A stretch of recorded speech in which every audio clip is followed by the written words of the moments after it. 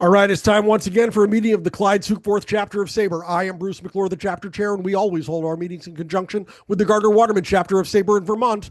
Dr. Clayton Truder, chair. Now let's start this one off in the usual way with Joanne Hulbert, the co-chair of the Baseball and Arts Research Committee, with a poem. Joanne, where are you? I'm right here. And this is a very appropriate one for tonight. The title is A Hopeless Case. This is from Sporting Life, July 12th, 1902. It was written by James Whitcomb Riley. And if you know anything about baseball writers and just any kind of writers, he was a very popular writer in the 19th century and early 20th. And here is his poem. You can talk of power of magic and the wizard's sable art. You can talk of mystic hoodoos, which strike terror in the heart. You can mention charms and mascots, which sound good to any chump. But there is no charm effective when the batting starts a slump. There you go. That's fantastic. Hey, Joanne, how's Turnstile going? It's going. It's basically the deadline for Turnstile 6 is September the 15th in the middle. We're pretty much up to it, but we seeing if we can eke out a little bit more space. And we are, if you're a little bit more of a procrastinator, we are starting to collect for Turnstile 7 as well. We do actually have a few of the submissions that are already in there. So there are two opportunities for you. So keep in mind, send us your creative fiction, memoir, poetry, arts of any sort. Pictures, photograph, drawings, artwork, you name it. That's basically all you got to do. 1,500 words or less, please, because we want to make space for everybody else. And other than that, let us know, and you can find us in the Sabre directory. Two of us, Jay Hurd and myself. And if you have any questions on that, or if you'd like to contact us, that's how you can find us. This is open to Sabre members. We do have sometimes people coming from elsewhere, but we have always been able to fill every edition simply from Sabre members. So that has always been a prerequisite, pretty much as well, just because of the numbers of people we have chiming in on us. Keep us And in there you mind. go. If you want to find her, you find her in the Sabre directory. Yes. If you want me to connect you with Joanne, I can do that as well. Send me an email offline and I'll be happy to help you with that. Jeff Cohen, where are you? I'm here. Thank you very much. What is going on? Where have you been, my guy? Well, took a little vacation. Jeez. Yeah, and I came in late one day when I said I didn't remember that you started at 7:30, so I missed half of it. So I apologize, but So, I'm so, here. so what's going on with the pods? Well, first of all, I want to say I read Pipe Five. This was fantastic. Wow, look at that. Whoa. Everybody should read it if you haven't gotten it already. It's full with great information, great stories. Had a real good time reading that. On the Baseball and BBQ pod, we had a couple of authors we've interviewed lately. One was Roger McDowell of the New York Mets. Then we had Tim Brown, who wrote a book on Nolan Ryan, was a great book. Rob Weir wrote a book on Mickey Mantle. You think you've heard enough about Mickey Mantle? Well, you'll guess again. So he was our most recent episode. So he is a great interview. And on the New York State Halls of Fame podcast, recording right in a little while, we will have Turk Wendell. So Oh, that'll be up. nice. That'll be up on our YouTube page probably tomorrow or Wednesday. And if you are not getting the Baseball and Barbecue podcast to listen to, program your podcatcher to grab that one and the New York State Sports Hall of Fame podcast. Listen to some good stuff. Those are two really good podcasts, especially Jeff's because it's baseball and food. I mean, come Yeah. on. Thank you I very mean, much. really. And there's a rumor running around. Correct me if I'm wrong, but uh, who's our presenter next week? Jeff, do you know? Yeah, just two guys with a podcast is going to be talking to the group. Yeah, you heard about that too. We'll talk about that later. Before we go, where is Joe Ross? Joe. I am here. Thank you very much. This day in baseball history, give me your favorite entry from today's email. Today's a really tough one to find one that I thought was the perfect one. But when you come right down to it, we all love stories about Bill Veeck. You remember Bill Veeck, of course. He came up with another gimmick in 1951 on this date. There were 1,115 people in the fan base, and he gave them each a placard so they could vote on the moves for the club. They became managers for the day, and they inserted Sherm Lawler as the catcher. So he responded with 3 hits, including a game-winning home run. Then when starting pitcher Ned Garvey ran into early trouble, the fans again voted and kept him in. He settled down. The Browns beat the Athletics 5-3. That's a little bit of what happened on the funny side of today in baseball history. How do they get the email? You can get this email for $10 if you're a Sabre member, $15.95 if you're dumb enough not to be a Sabre member, by sending me an email at jandeross@gmail.com, and I will give you the right instructions from there. It's a tough crowd. This is a tough crowd. Wow. Thank you, Joe. Megan, save me. Where are you? I'm right here. Oh, thank God. Megan, you got a shout out from the great Jeff Cohen tonight. I know. Thank you very much. That meant Wow. Thank you. You have arrived. When Jeff Cohen mentions you, I mean, you've arrived. He's the man. Yes. I'm So, glad you enjoyed it. how's the newsletter going? How are we doing on submissions? Do we need submissions? How do they submit? Help us out here. Yes, we're still looking for submissions. I have a handful now, 5, 6 maybe. Certainly, we've got plenty of space for more. We are looking for research articles, personal essays, poetry, photographs, artwork, really anything baseball related. We would be interested to read and look at. So, yeah, you could send your submissions to Clyde's Vibes newsletter at gmail.com, or you could send it directly to me, mfullerhannah@comcast.net. Yeah, looking forward to having another really strong issue. So far the submissions have been great. I sent along one over the weekend from a Sabre member, sent it directly to me. So check the Clyde's Vibes address, and there should be one in there that I forwarded along. Yes. Super. So, man, I'm tired already. Thank you, Megan. I appreciate you. Yeah, But no worries. but I can't be tired because Sunday at 11, if you are in New Hampshire and Maine, Sunday at 11 a.m., we will be getting together at Delta Dental Stadium in beautiful downtown Manchester, New Hampshire, where we will be setting up the table and having another outreach meeting, getting together and talking some baseball and some research and what we're doing with projects and whatnot. As the Fisher Cats take on the best of the Eastern League, we'll meet with baseball fans, tell them about Sabre, and hopefully invite a few people to join our tribe. If you want to join us this Sunday at 11 a.m. at Delta Dental Stadium, please send me an email directly and we'll get you on a list. All right. Let me catch my breath for a second. That's a lot to go through. Holy cow. All right. On with our feature presentation. Here we go. For more than 150 years, a magical culture has been central to the game of baseball. At the turn of the 20th century, a battle between 2 lucky mascots defined early World Series matchups. Soon after, 2 generational curses spawned decades of heartbreaking losses for the Chicago Cubs and the Boston Red Sox. Today, players like Bryce Harper perform at-bat rituals. Fans refuse to wash the jerseys of their favorite players, and baseball people everywhere refuse to utter the words "no hitter" before there's been a hit.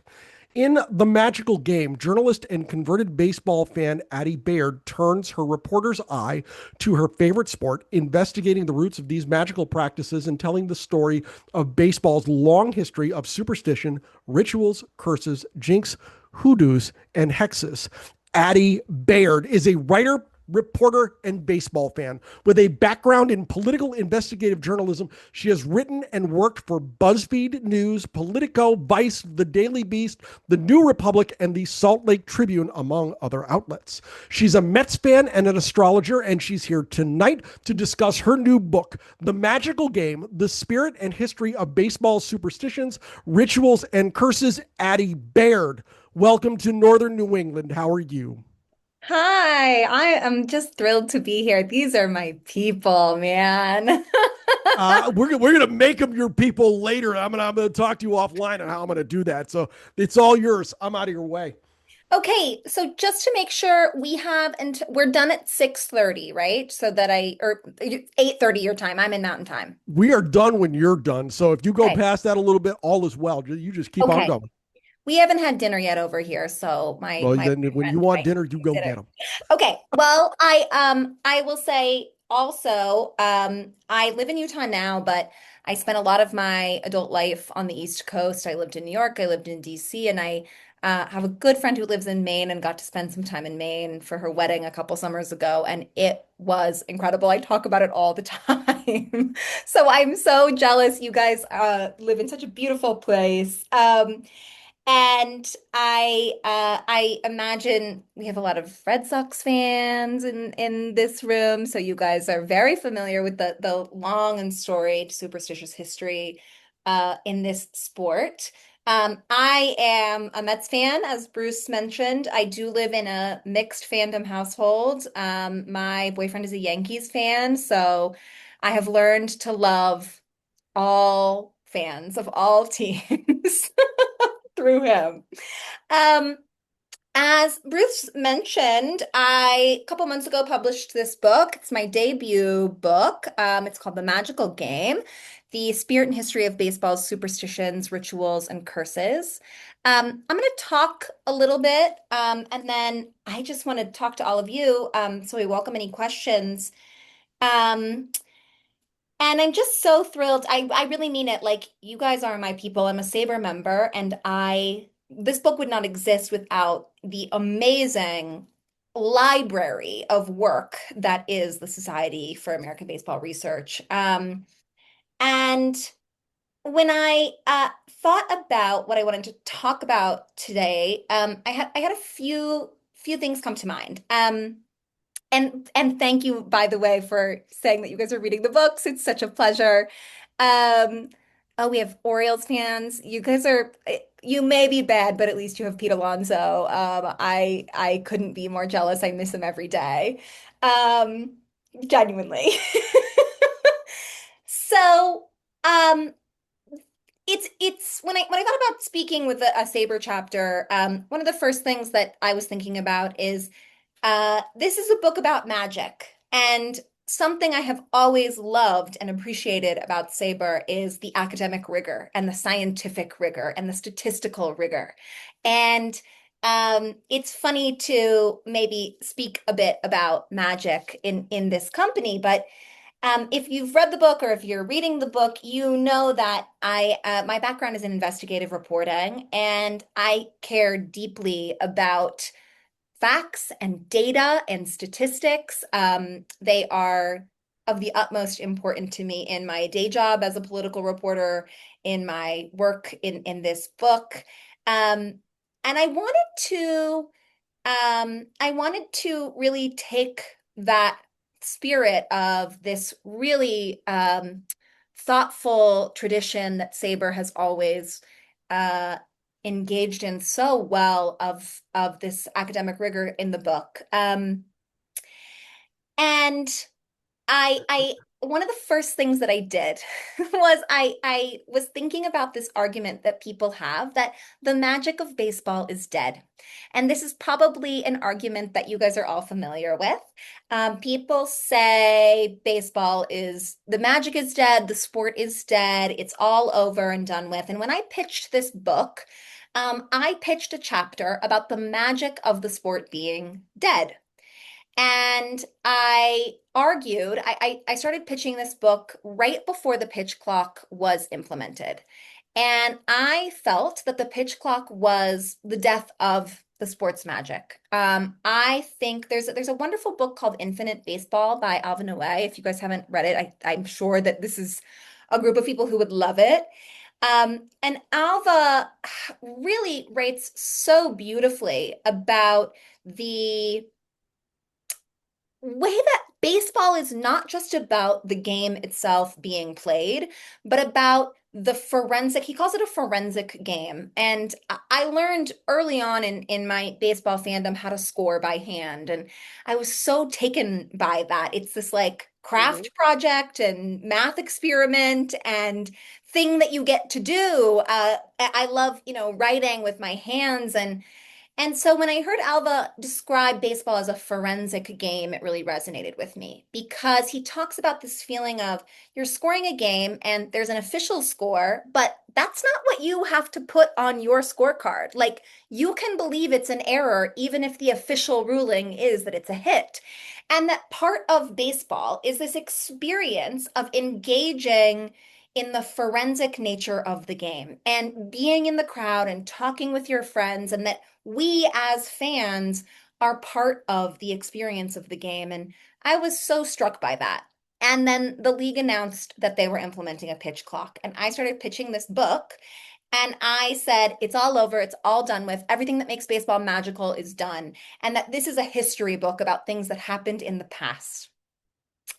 And it was interesting to me as a reporter to have this thesis of baseball is dying, baseball is dead, the magic at least is dead.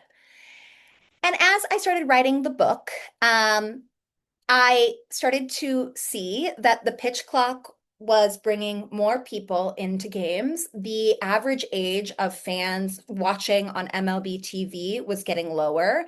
The average number of fans watching a given game was going up. And I was like, well, maybe I was wrong about the pitch clock because it seems that people are feeling something about the game. And I started to really dive into this question of whether the magic was dead. And pretty soon I encountered something in large part due to the amazing library of incredible work that Saber has chronicled for so many years. I found that I was actually engaging in a great tradition of believing that baseball was dead, that the magic was dead, and that the first time that we have on record of someone saying that that baseball's magic was dead is from like 1869. It is really like a century and a half long tradition. And we see over and over and over again through the history of baseball, this panic about whether the magic is dead. And I started to chronicle that panic, and it was very interesting to me. And we see it time and again with different reasons. The very first one, this like 1860-ish one, there's an old Atlantic player who says that they don't play baseball like they used to. They respond to different different, I can't remember exactly the word he uses. I could find it in the book, but he's implying that gambling has changed the game and it has changed the way people play and why they play. And I think there's an interesting argument that we are there again. I think it's an interesting conversation to have. But we see over, 150 years from there that it's the professionalization of baseball that has killed the game. It's the rise of football and basketball that has killed the game. It is American society and the fact that people are too busy worried about the economy to care about baseball. And recently, one of the arguments has been that sabermetrics and advanced statistics have killed the magic of the game. And yes, it's such a trope. And it was one of the most interesting things to me as a reporter, that I had this hypothesis. It's dying, the magic as I know it is being killed. And I really encountered how wrong I was. And as a reporter, that always makes you interested when you're getting disproven. And so I am a converted baseball fan. I became a baseball fan basically exactly a decade ago when I was living in New York City. And it's a long special story that's in the first chapter of the book. But I very quickly kind of became a sponge and I wanted to learn everything that I could about baseball. And I started early on listening to the wonderful podcast Effectively Wild. And the podcast, if I'm sure that this is a crew of people who may have listened, but they taught me so much about the game and they taught me so much about sabermetrics and they engage with this idea of baseball sabermetrics and advanced statistics in a way that to me enhanced the magic of the game. There's this one question I remember them answering where they talked about if Mike Trout would still be the best player in the league if there was a rain cloud over his head and only his head all the time. And they used advanced statistics to answer this question and determined that yes, he would be. And I was very charmed by this. I thought this was very magical and it made me love baseball more. It made me feel like when I watched games that I was seeing more and understanding more. And so I have never resonated with this feeling that sabermetrics is part of this killing of the magic. And then I met my partner, my boyfriend, who grew up in New York City as a young Yankees fan. We're in our 30s, and he was in like middle school, high school, as he'll talk about like all these kids around me all of a sudden were like caring about statistics, and I just wanted to like see people hit home runs. And it turned him off of baseball for a while, and he felt like the sport had become too algorithmatized and it was interesting to meet him and hear this experience of his of feeling like it turned him away from the game and that it wasn't until he got older and that he really started to fall in love with the sport again. But I say all of this to say that when I sought to write a book about magic, I really wanted to engage with this question of the death of it in a realistic way. And encountered this long history of people saying that baseball was dying. And then I realized I was, about 7, 8 years into my baseball fandom around this time, that I had always fashioned myself as this kind of new fan, modern fan. I love sabermetrics. I think it's fine when players kneel for the national anthem. I love bat flips. Like I like all of that stuff. And all of a sudden, I was with the pitch clock sounding like these baseball fans that I had kind of derided, like, oh, the sport when I was young. And someone said to me, the best moment in baseball is whenever someone was 14 years old. And I started to think about that question and what it is about this sport that inspires such nostalgia. And I have a few theories. I think that part of it is seasonal. I've been thinking a lot about summertime lately, and that summertime doesn't feel like it used to because I have to work all summer, Like when you're a kid, summertime is that golden part of the year, and that's the baseball season. It begins in the spring.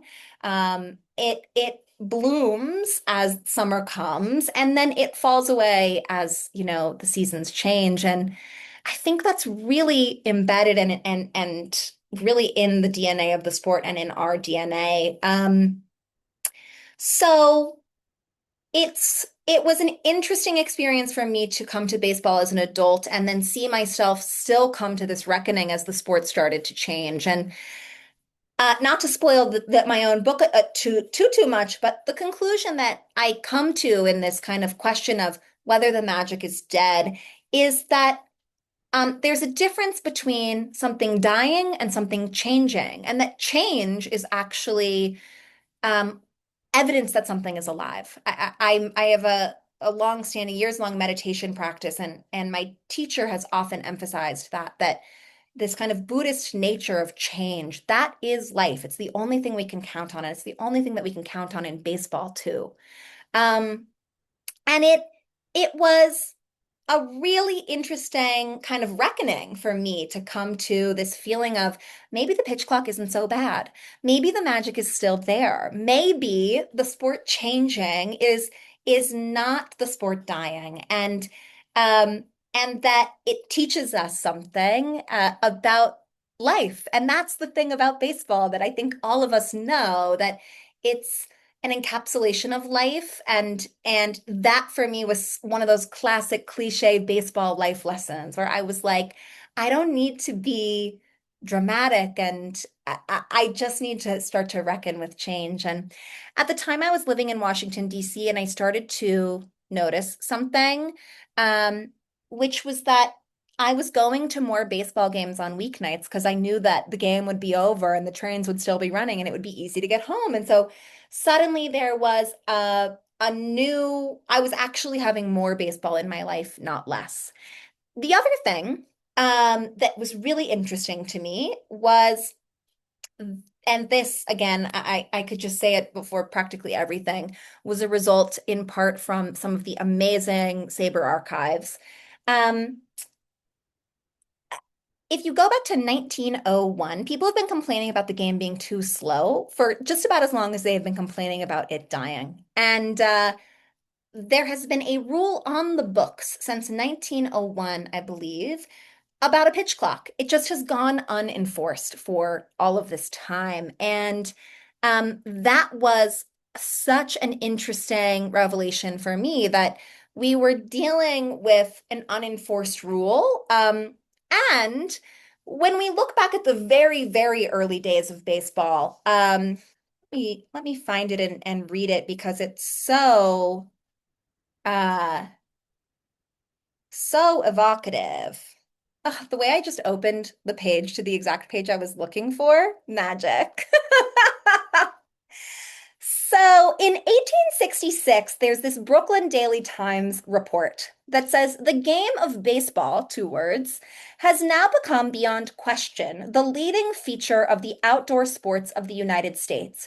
And to account for its truly proud position, there are many and sufficient reasons. It is a game suited to the American temperament and disposition. A game of 9 innings is played in the space of 2.5 hours or less. From the moment the striker takes his position and poises his bat, it has an excitement and a vim about it, until the last hand is put out in the 9th inning. There is no drag, but all activity from beginning to end, and if one feels disposed to leave the ground temporarily, he will generally waive his desire, especially if it is a close contest, for fear of missing some good point or clever effort of the trial. An American assemblage cannot be kept in one locality for the period of 2 or 3 hours without being offered something above the ordinary run of excitement. They are too mercurial and impulsive a race to not get drowsy and dissatisfied with anything which permits their natural ardor to droop for even a brief space of time. Hence their congeniality with and fondness for the pastime of baseball, which sport caters to their inclinations and desires to a nicety. In short, the game suits the people and the people suit it. And I read that and I thought, maybe the pitch clock is actually taking us, if what we want is a pure version of the game, if what we're worried about is this nostalgic idea of the game, this report from 1866 of a game with vim and excitement, and you can't leave your seat because you're afraid to miss it. I had a friend who I was kind of coming around and being like, I think I like the pitch clock. And he said, yeah, but I go and I get a beer and I miss an inning. And I read that description and I was like, well, we have gone back to a purer, more ancient version of the game. And it was just interesting. It was just an interesting exploration and a surprising landing place for me about one of the things that I was most concerned about when I started to engage with this question of baseball history. So anyway, this was one of my favorite kind of explorations in this book, but there are many others. The book is 9 chapters, 9 innings, of course. The first one is introduction, invocation. The second one is about rituals and ritual superstition. The third one is about jinxes. The fourth one is about fan magic, which I consider a very special form of magic. The fifth chapter is about curses, which I think of as basically a generational expansion of jinxes. The sixth chapter is about luck, and I really engage with sabermetrics in this chapter as a way of looking at and isolating luck. And I had some amazing conversations with amazing statisticians about the way that the more we engage with the statistics, the more the magic reveals itself, because you can run a simulation as many times as you want, but you can never get it perfect, and that's what's really special. Um, I really enjoyed writing that chapter. The seventh chapter is about mythology, which I consider a form of magical storytelling. There is some Rube Waddell in there. There's some Babe Ruth in there. There's the founding of the game in there. I went to Cooperstown and I had like a whole reckoning at Doubleday Field that was really interesting. Then there's this chapter about the death of magic and whether baseball is dead. And the last chapter is called Coming Home, and it's my argument that, you know, the real magic of baseball is even with the pitch clock, that it is a game that exists outside of time. It is truly an infinite game, and it takes us and offers us something that so much of our lives do not. It has been amazing for my attention span as a millennial to watch baseball. It really has. It's like attention span rehab, and being at a game and being off my phone has been really special. And I think there's this Buddhist idea that they say don't confuse the finger for the moon, and they mean when someone points at the moon, don't look at the finger, look at the moon. And they mean it's not meditation that matters; it's getting free. It's not the practice; it's the outcome. And the last chapter of this book is my argument that, you know, jinxes, curses, rituals, mythology, all of them are the finger that points at the moon, which is the feeling that underlies this game. And engaging with its history and engaging with its statistics have only helped me to understand that better and have expanded my world so greatly. It's my favorite game ever, and I'm just really happy to be here and talk about it with all of you. So I'm happy to talk about anything in this book. I'm happy to talk about history. I'm a huge history nerd. So I'll take questions, or I don't know how you want to handle it, Bruce. Well, Yeah. we have our ways here in northern New England, and Glenn Vassey knows how to do it. Go down to the bottom of the screen and hit the react button. When you hit that button, you'll see another button marked raise hand. Raise your hand. We'll get you in line to ask questions of our presenter, Addy Baird, tonight. You've said so much in a half an hour that I mean, I need to go back and review this to ask cogent questions. You had and that's not a shot. That's me saying, "Oh my God, you're amazing." You had mentioned something about the you believe that baseball, and you used a certain term, is a certain kind of game, and I missed the Yeah, I stole this from Alvin Away. I'll drop the link yes. to the book. It's he calls it a forensic game. That's it. A forensic game.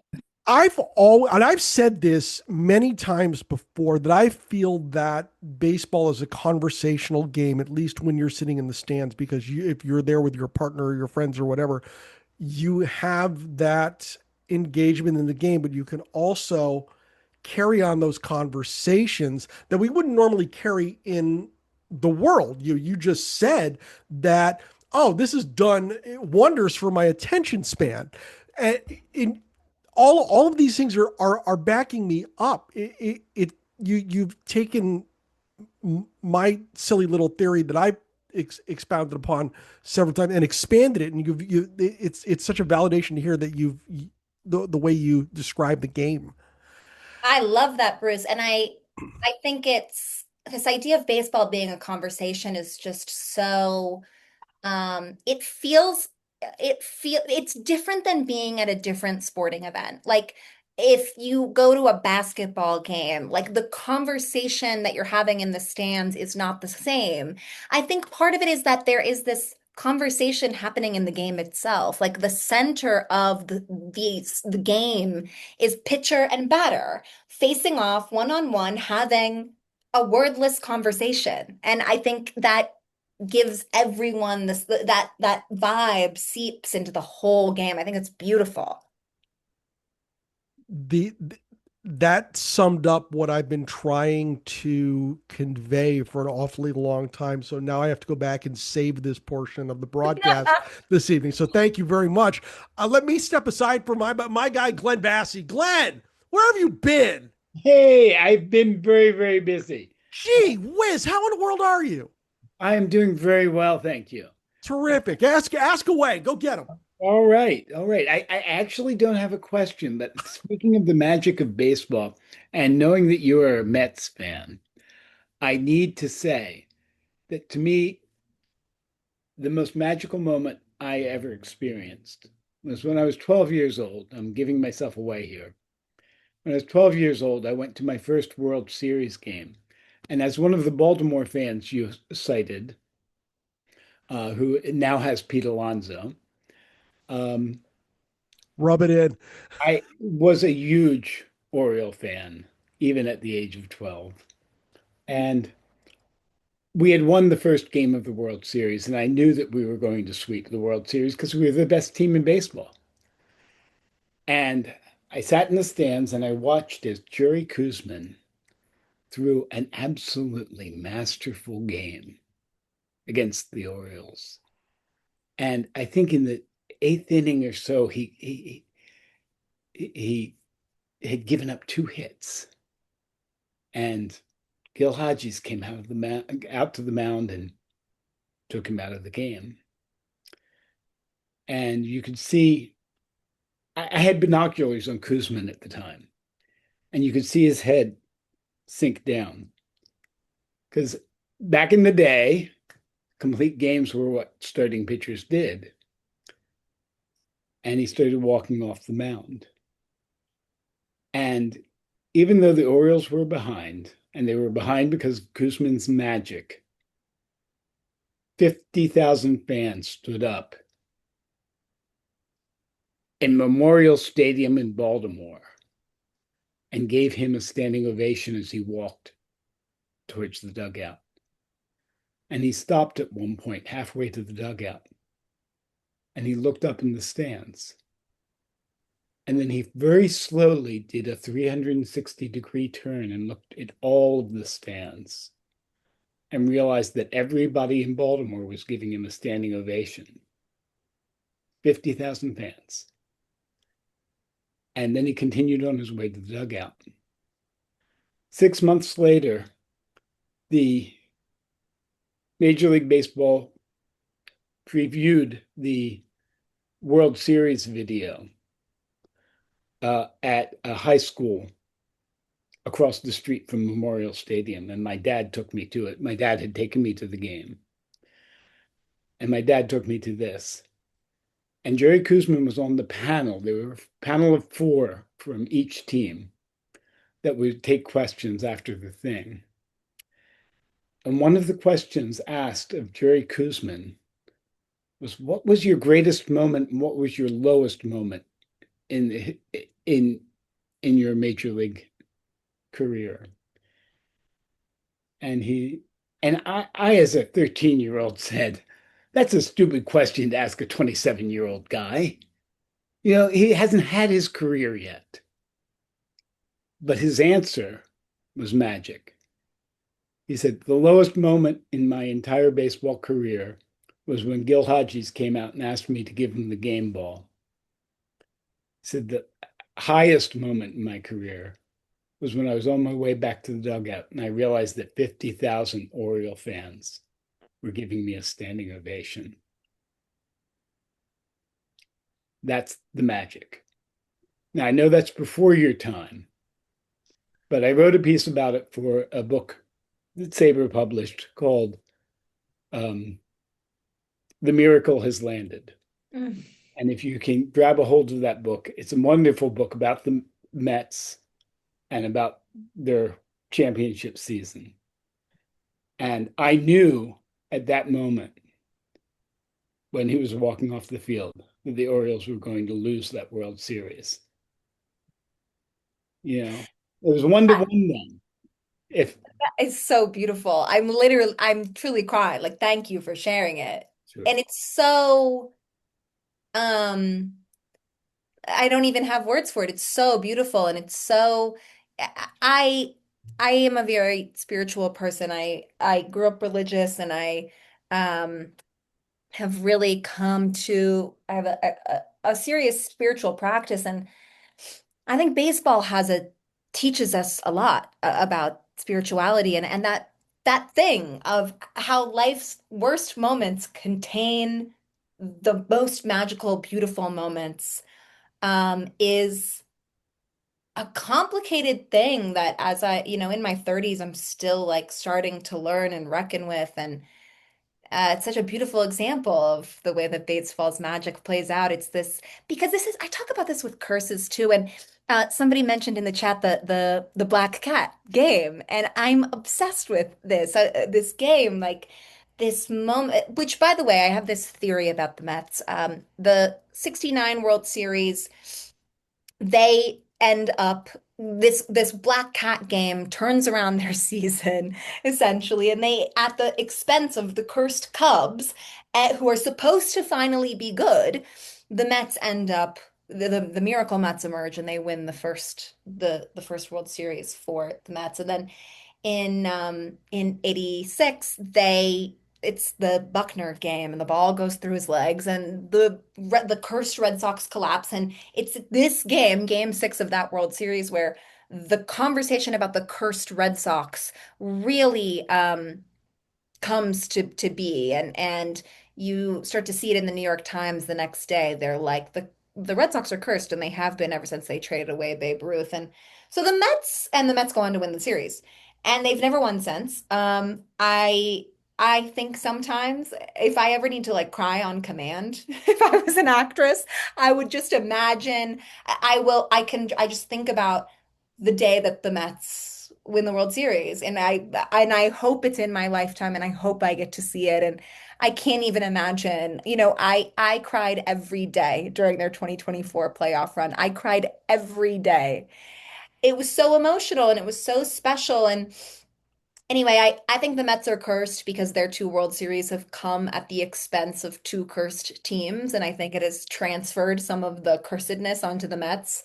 But the curses also reveal, with the Cubs and with the Red Sox, um, that the magic is a result of suffering. Like the I think the Bambino curse totally fits Shaughnessy's argument. I think he has crafted it to fit his argument, but it is also, I think that the argument is part of why it but people believe it, that it gets into the zeitgeist, and the team believes it. And there's this amazing line, and it's actually in a book about the Cubs curse that I can't remember the name of. I think it's just called Curse of the Billy Goat, where he says, what could be more cursed than believing you're cursed? And that's my argument as well. The only real curse is bad management. But to believe you're cursed, like that's cursed. Anyway, it's just funny how baseball teaches us, the best and the worst come together. It's so magical. Thank you so much, Glenn. Thank you.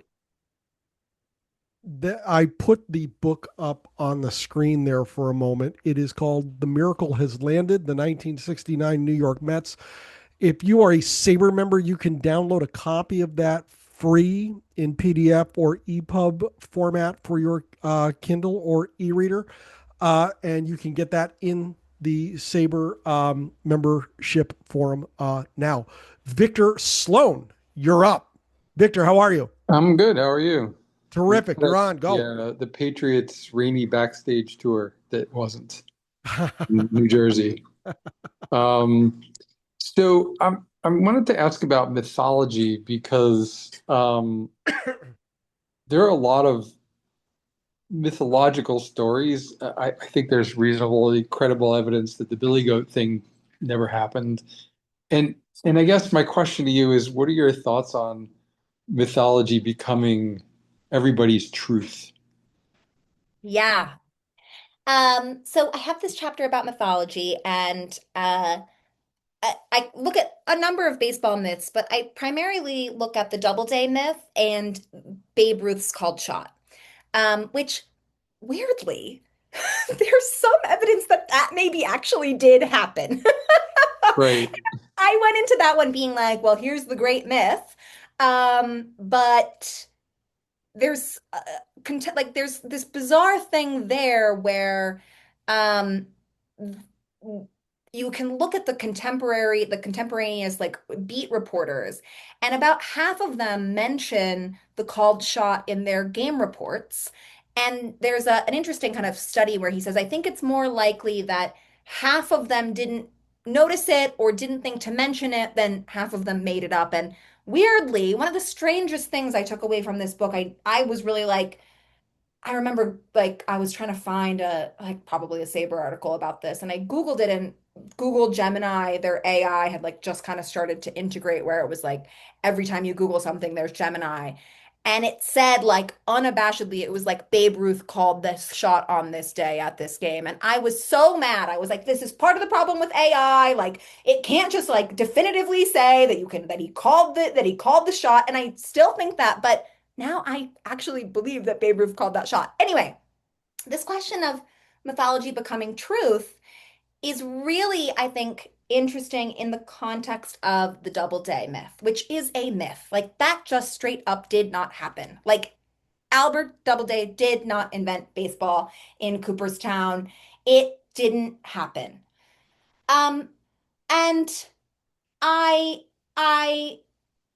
was curious why this has perpetuated, this myth has perpetuated. And I think there's a few things. First of all, Doubleday was a Civil War general. And when you look at, baseball's history, its relationship with American history is so deeply intertwined. Prior to the Civil War, we have many different, well, even prior to this, baseball was born from cricket. And baseball itself kind of emerges as a way to differentiate this game from the British and to give an American identity to the sport. Prior to the Civil War, there's all these different versions of the sport that are played, and the Civil War and all of these players coming together is what starts to standardize the game because all the soldiers are playing the New York game. Obviously, World War One, World War Two, we see hundreds of baseball players who go and fight in the war. Jackie Robinson breaking the color barrier is a direct result of this thing where people see the strangeness of Black men going to war and putting their lives on the line for this country, but not being able to play baseball. And then there are really amazing civil rights historians who talk about how I do, Molly. It is the namesake of your chapter that scouted Jackie. I was thinking about that earlier today. It's phenomenal. We like you. Yes, it's great. But Jackie's breaking of the color barrier, there are really so many historians who say that this is the seed of the civil rights movement in this country. It predates Martin Luther King, and it triggers this, at least in part, but it is a very important seed of the civil rights movement in this country. And I think we see this still today, the rise of sabermetrics. Oh, we get, by the way, the steroid era right around 9/11, and we see this kind of new shaping identity of America. And then we see the sport change as the country change, as Barack Obama becomes president, as Donald Trump becomes president. And I say all of this to say that really explains the Doubleday myth to me, that there is this need for baseball to be the great American game. And you go back to the original kind of shaping of this myth, and that is the express intent of making Doubleday the founder of baseball is to make it a great American game. Um, And I think there's something annoying about that, right? As like a journalist and as historians, we're all like, oh my God, spare me. Like, but uh I think that I talked to this classics professor for this chapter, and he said we have this idea in modern society that mythology equals not true. We'll say, oh, that's a myth to mean that never happened, that's not true. But mythology, the reason that any sort of myth exists and is passed down is because it contains something essentially true. And in the case of Doubleday, it's this idea of who owns baseball, this great American game. Um, and and and that softened me to the idea a little that there is in these myths a truth. And the same is true for Babe Ruth's called shot, which again, I actually think happened. Um, but it tells the truth about this great hero, the greatest hero that this game ever had. And it's this really ultimate encapsulation of this hero of the game in that story. So yeah, that's my kind of long and But winding answer. But by the please. way, in terms of Gemini AI, right after the World Cup, I Googled who got all the awards, Golden Boot, blah, blah, blah. And the answer was that in the World Cup, Argentina defeated Spain to win it. I have a screenshot. This actually makes me so mad. I can't even get started. I'm an AI hater. Like And plus, I'm the last yeah, 30-year-old who hates AI. no, I'm with you. You're not the last. Thanks. That's a really interesting thought process around the truth of mythology. Well, thank you. Not to be too self-promotional, but I think you'll like the book. There's a whole chapter about this. I know you had to go at some point. You got time for two more? I can take two more for sure. All right, so we're going to take the two that we have hands up. Let's first go to the editor of the 11th Street Eagle. The great Craig Garrettson is here. Craig, how are you? Hello, I'm good. I'll It's be all yours. brief since we're short on time. I just wanted to know if you saw the story that in the I guess this was the dead ball era. There was good luck if you saw a wagon full of empty barrels. This is literally That the intro to my book. is great. Yeah, it's a great story. All right, go ahead. It's I mean, not to preempt you, if you have a different question about this, tell me. No, But just it was just funny that the what a strange superstition, and then John McGraw trying to take advantage of it yes. with his players. Yeah, and this is kind of my entire thesis of the book. So for anyone who doesn't know, in the like early 20th century, there's a superstition that if you see a load of empty barrels, that it's good luck. And there's a Giants player who sees this on the way to the Giants are like playing really poorly. He sees this on the way to the park, on the way to the polo grounds, and he comes into the locker room and he's like, I'm gonna pickle the pill today. And he does. He plays really well. And John McGraw, baseball genius, is like, I'll just pay someone to drive a load of empty barrels outside the polo grounds. And so for like weeks, these Giants players come to the polo grounds and they're like, oh my God, I have good luck. And they start to play well. And then they realize it's the same horse every day. And they're like, what's up with that? And McGraw's like, I can't pay him to change horses. And the whole thing comes out. But this is really my entire thesis that magic is real because we believe it's real. Curses are real because we believe they're real. And there's evidence about this that like players who perform their superstitions, it gives them confidence and they are more likely to perform well if they perform their ritual. If they don't, they think they're cursed, they think they're going to play poorly and they play poorly. So I love that story. It's so funny that you brought it up because it is one of my favorite stories in the book and the very first one. All right, last one to wind it up tonight. Father Humbert Kalinowski is here. Hello, Father. Hello, Bruce. How are you? Doing well. Yeah, I got a little late, but I made it for most of it. So glad you're here. Yes. No doubt. Thank you so much, Addy. Yeah, so So yeah, I'm a Catholic priest. I teach math. I work in sabermetrics. And I'm a Yankee fan living in Red Sox Nation. So I have a question and a story. The question is he's talking about the curse of the Bambino, of course, being this intersection of Yankees and Red Sox. Uh, I often use the phrase that something is legendarily true, like usually in reference to like stories of the saints. Like it's it may not be historically accurate, but it communicates a truth, something deeper. And is that something that you see with these sort of curses that it's legendarily true in that sort of sense? Absolutely. And this is the thing, there's all these stories. There's like stories in the local paper over the course of the Red Sox and the Cubs losing streaks about this belief. And I actually talked to the Cubs historian. His name is Ed Hardig, and he's a fascinating guy.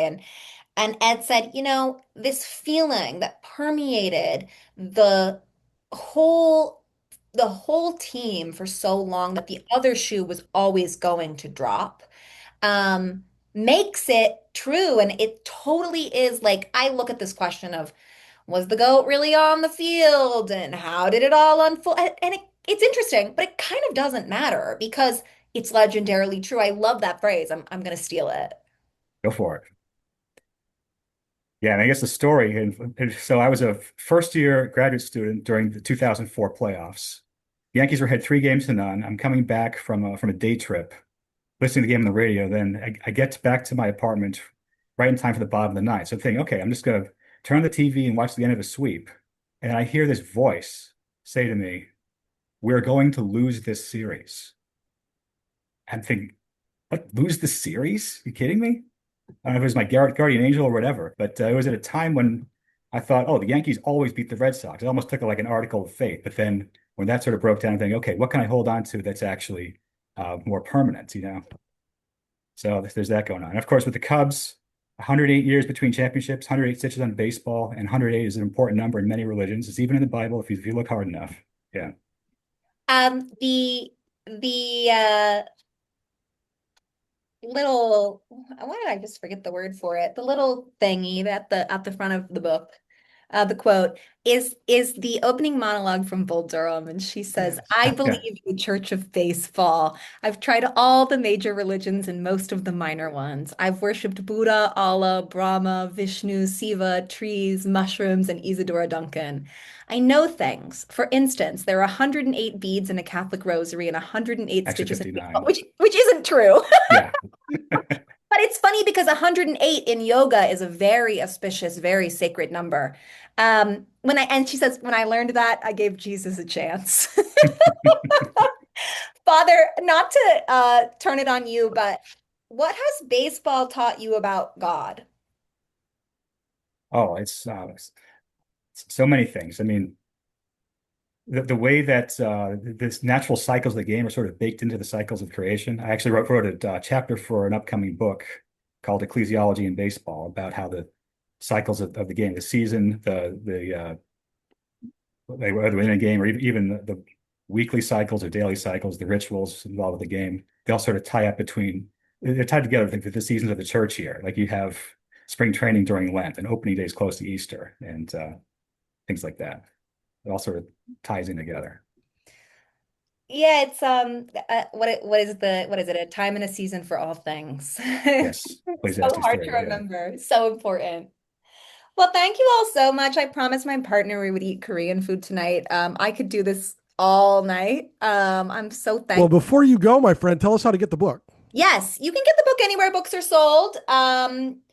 Go to your local bookstore and ask them to Yes. order it if they don't have a copy. That's where you should get the book. You guys can, I don't really use Twitter anymore. I'm really findable on the internet. I'm mostly posting, book stuff on Instagram. I currently work at the Salt Lake Tribune, which is one of the only nonprofit, independent local newspapers in the country. We are really trying to save the local news ecosystem. So, Good um, for you. if you're interested in what's going on in the West, you can find me writing about that in the Tribune. And otherwise, please email me. My email is easy to find. I love to talk about baseball. I love to talk about God. It's all my favorite stuff. So thank you all. Addy, you're extraordinary. Thank you so much for doing this.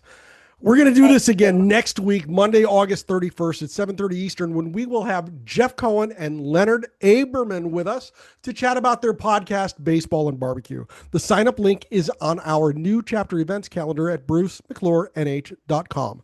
And finally, if you're a baseball fan watching on YouTube and you like what you see, please like this video and subscribe to our channel to be alerted to each of our weekly uploads. And if you are not yet a member, why not?